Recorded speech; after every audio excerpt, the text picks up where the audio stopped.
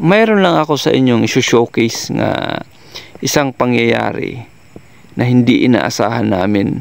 Kasi mayroong isang grouper dito na hindi siya ma-identify kung alin ba dito sa dalawa, kung isa ba siyang ordinary grouper or isang tiger grouper.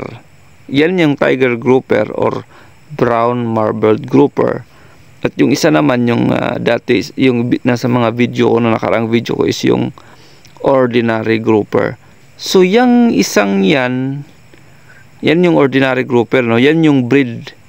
So yan at saka yung tiger grouper, yung dalawang yun yung nag-breed, saka yan yung resulta, yung nasa gitna. So hindi siya ma-identified kung siya ay belong bata sa dito sa tiger grouper na yan, kasi magkamukha silang dalawa kung titingnan natin, no?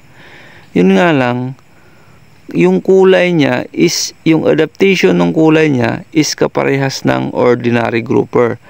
Kaya ang sabi ng screener is ordinary grouper siya, hindi siya pasok sa tiger grouper.